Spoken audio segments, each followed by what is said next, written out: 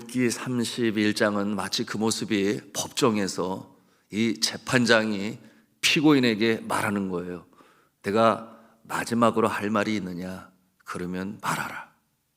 왜냐하면 이 31장은 욥이 마지막으로 자신의 입장을 피력하는 내용이 담겨져 있기 때문입니다. 그때 이 피고인이 최후의 진술을 하는 것처럼 욥이 마지막으로 자신의 입장을 피력합니다. 이 모습은 마치 우리가 세상 하직할 때 천국에 들어가게 될 것인지 아니면 지옥에 들어가게 될 것인지 그 재판장 앞에서 심판대 앞에 섰을 때에 우리의 모습을 상상하게 합니다. 여러분, 시대적으로 보면 구약 시대에요, 이 땅의 구원자 예수님이 오시기 전에 그 판단의 기준이 냉혹했습니다.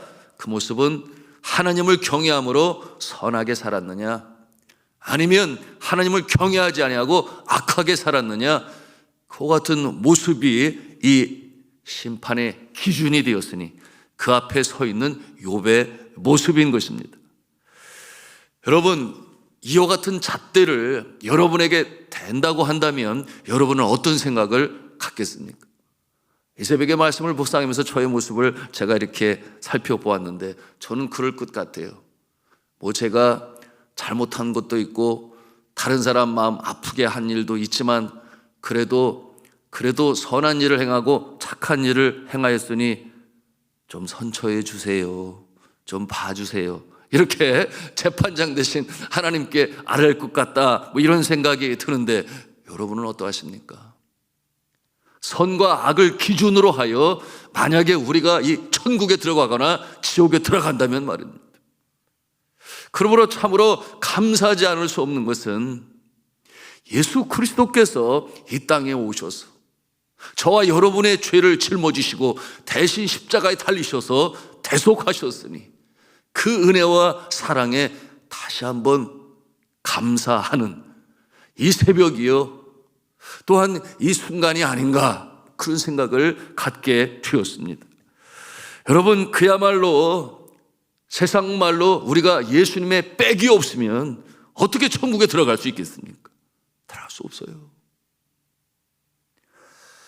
여러분, 욥은 어떻습니까? 예수 그리스도께서 오시기 전에 십자가의 죽으심으로 대신 죄를 사하시기 전에 여러분, 이 욥은 죄 없이 살았습니까? 그래서 천국에 들어갈 수 있었겠습니까? 우리가 그의 진술을 오늘 이 31장을 통해서 살펴보기를 원하는데요, 결론적으로 말하면 그는 죄 없이 살았습니다. 하나님 앞에서나 타인 앞에서나, 그리고 자신에게 진실했습니다. 여러분, 그와 같은 모습으로 살았으니 십계명을 지켰느냐, 하나님께서 명하신 율법을 다 지켰느냐 묻는다면 여러분, 그렇습니다 라고 대답을 할 정도로 욥은 그렇게 신실하게 선을 행하며 살았습니다. 우리가 그렇게 살 수 있다면 얼마나 좋겠습니까? 제가 다녔던 학부 시절 학교에 교훈이 있었는데 지금도 가슴에 생생합니다. 첫째는 주님께 충성, 둘째는 타인에게 겸손, 셋째는 자신에게 진실. 주님께 충성, 타인에게 겸손, 자신에게 진실. 여러분, 그 대상이 셋으로 나눠져 있으니 첫째는 하나님 앞에서 충성된 모습이냐, 두 번째는 타인 이웃들 앞에서, 세 번째는 나 자신에게. 이 세 가지에 대하여 참 충성되고 신실한 모습으로 살아야 될 그 내용인데요, 여러분, 제가 그와 같은 모습으로 살지도 못했고 지금도 뭐 그렇게 살려고 애씁니다마는 때때로 그러지 못한 모습입니다.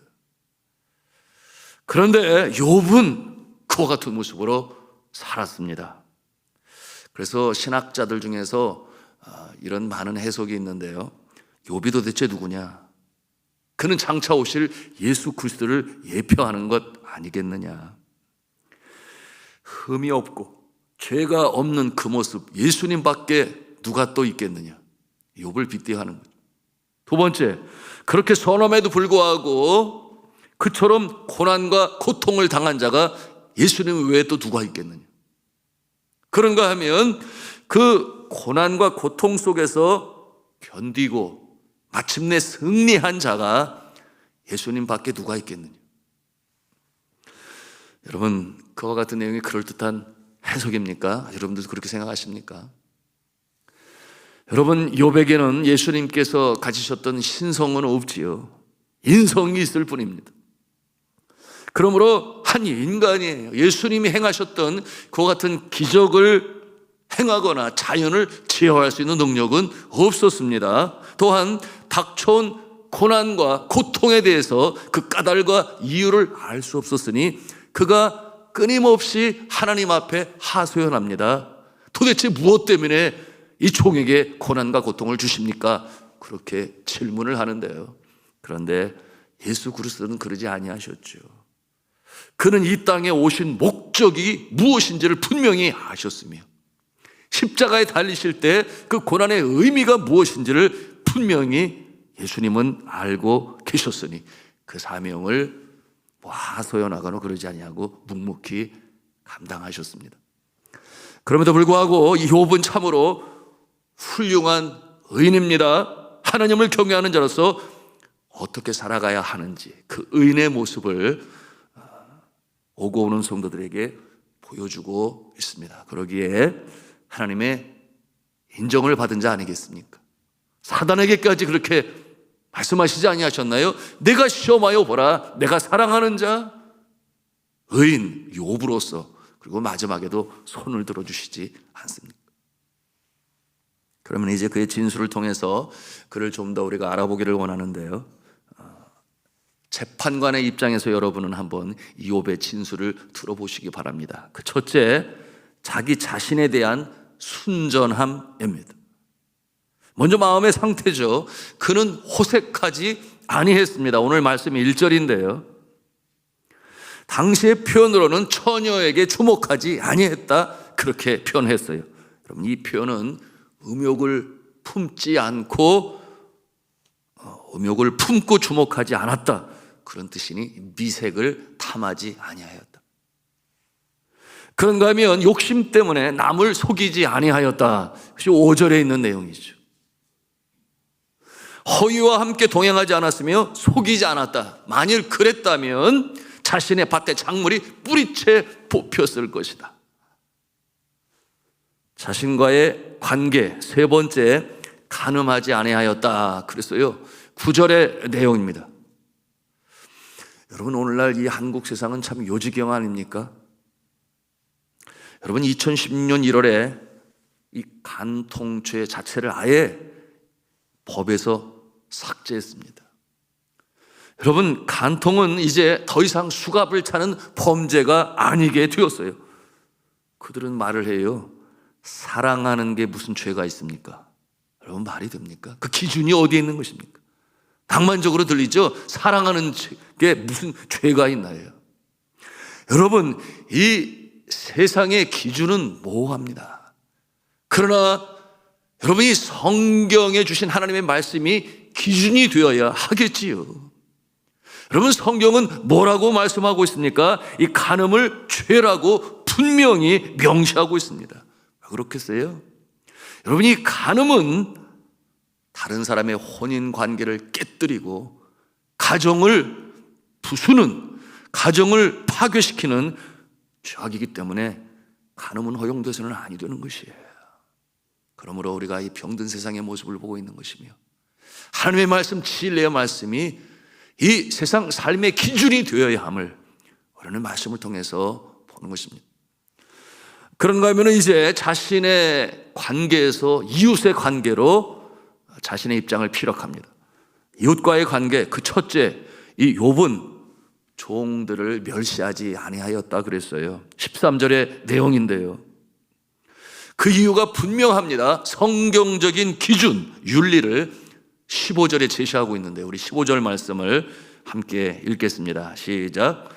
나를 태 속에 만드시니가 그도 만들지 아니하셨느냐? 우리를 뱃속에 지으시니가 한 분이 아니시냐?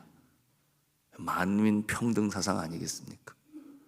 사람이 태어날 때부터 신분을 가지고 태어납니까? 그 신분은 오직 하나, 하나님께서 똑같이 창조하셨다. 사람의 피부의 색깔로 또는 양반이니 평민이니 상놈이니 여전히 제가 섬겼던 네팔에서는 이 카스트 제도가 있어서 그 성만 보아도 그 신분의 천하고 귀함을 알 수 있게 만들어 놓고 바꾸지를 아니에요. 여러분, 우리도 과거에 불과 150년 전만 해도 그러지 아니했나요? 그러나 성경은 이처럼 분명히 같은 하나님이 창조하신 같은 생명 아니냐, 이와 같은 내용으로 이 욥이 믿게 되니 종들을 멸시하지 아니했다. 그들을 공평히 사랑으로 대했다. 이와 같은 모습으로 피력하고 있습니다. 그런가 하면 두 번째로 고아와 과부를 돌보았다 그랬어요. 18절에 있는 내용입니다. 욥은 자신이 젊었을 때부터 고아를 기르기를 아버지처럼 하였다. 그런가 하면 자신의 모태에서 나온 후로 이 과부를 인도하였다. 과부와 고아와 나그네 된 자를 하나님은 약한 자로 보셨어요. 그러므로 그들을 도우라, 긍휼히 여기라 말씀하신 그 말씀을 잘 지킨 욥의 모습입니다.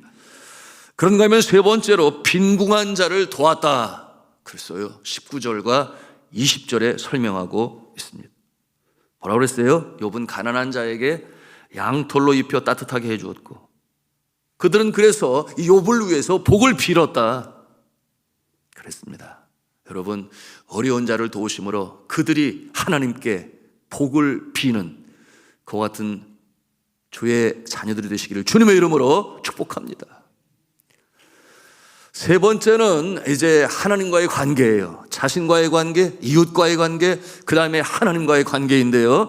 그 첫째로 욥은 하나님을 배반하지 아니했다 그랬어요. 그 모습이 어떠한 모습이겠습니까? 24절에 있는 내용인데요. 우리 24절 말씀을 함께 읽겠습니다. 시작. 만일 내가 내 소망을 금에다 두고 순금에게 너는 내 의뢰하는 바라 하였다면 뭐라겠어요? 두 주인을 섬기지 않았다는 내용 아니겠습니까? 두 주인? 여러분, 이 시대의 우상이 무엇이겠습니까? 다른 종교를 믿는 것 당연히 우상이에요. 그런가 하면 다른 신을 섬기는 것도 우상이에요. 하나님을 경외하지 아니하고 하나님의 자리에 다른 곳을 두고 섬기는 모습이 곧 우상이라 말할 수 있겠어요. 그 가운데 대표적인 모습이 있으니 그것은 재물이에요. 그것을 만몬주의라 그래요. 만몬주의.